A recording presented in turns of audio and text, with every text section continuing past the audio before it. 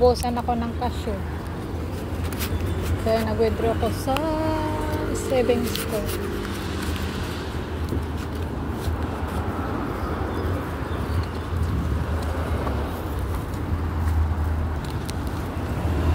May wawat na ako ba? Pero tipirin ko. Ayoko magastos. Alam, actually itong savings ko na to, ang tagal ko hindi ito binabawasan.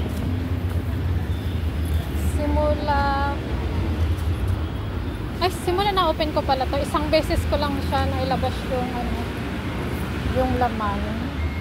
Binawasan. Parang mag 2 years din siguro. Mag 3 years na to na na bank account ko dito sa Hong Kong. Hindi ko siya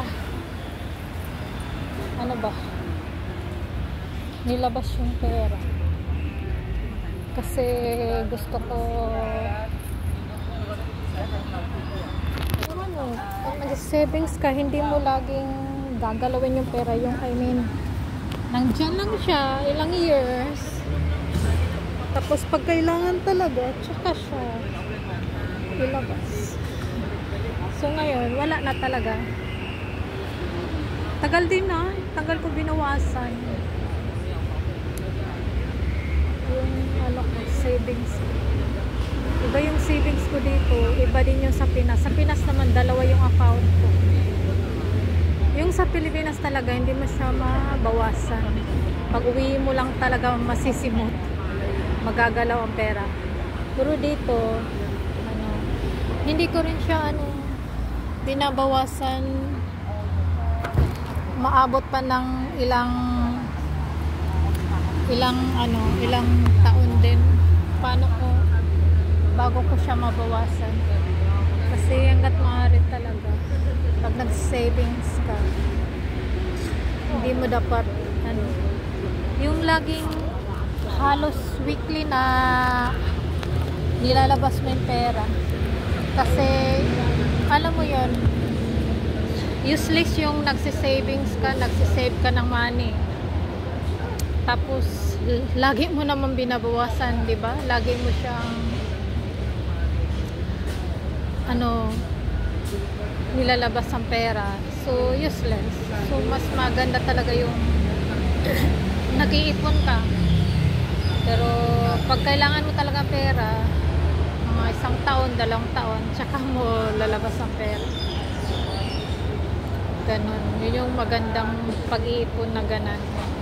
Kasi ako talaga hanggat maaari din, meron din akong cash na hawak. Yun nga lang, yung cash ko naubos na talaga. Malaki yung hawak ko na cash. Kasi maghalos din, mag 1 taon din na may cash talaga ako. Iba yung savings ko na cash na hawak ko. Iba din yung sa bangko dito. Iba din sa Pinas. Bali, 4 yung savings ko. Hindi naman sa pag-iabang. 4 yan. Dalawang account sa Pilipinas. Meron isa dito. Tsaka iba din yung cash na hawak ko sa bahay.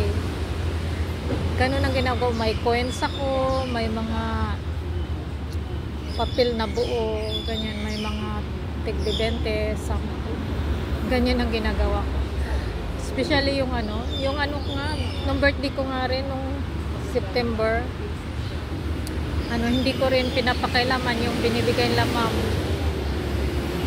Yung pera na binibigay nila sa akin kada birthday, hindi ko rin pinapakailaman. Nilalagay ko lang din sa bahay. Parang pang lucky charm ko rin. Tsaka lang talaga ako magagastos after 1 year yung magbe-birthday ulit ako. Pang lucky charm. Yan. Ganon guys, ang buhay ko dito. Bless, savings hanggat maaari. Huwag yung magasta. Ako naman, magasta lang talaga ako sa pagkain, prutas, mga superfood, mahilig din ako bumili kasi ng mga sausage, quinoa, yung mga importante ko rin na, kasi sa amo naman libre ng pagkain, kaso minsan hindi ko type yung pagkain sa bahay. So, kailangan din, bumibili din ako ng pagkain kung gusto. Kagaya ng hindi sa bumili ng olive oil. So, siyempre ako sarili ko, gusto ko gumamit ko. Magano sa pagkain ko. Quinoa seed, bumibili din ako. Mga kakailangan ko. Actually, sa mga mga damit-damit ko, mga gamit ko, bira lang ako bumibili. More on bigay lang din kasi mahilig din mabigay sila. Ito lang, huli ko rin nabili itong sombrero ko, magkano lang naman. Tapos yung mga importante, mga mat ko, ganun, mat na pang exercise ko. Yun lang, maging matipid lang. Mabili din naman ako, may mga din naman akong binili na alahas, pero hindi siya ganun ka mamahal kasi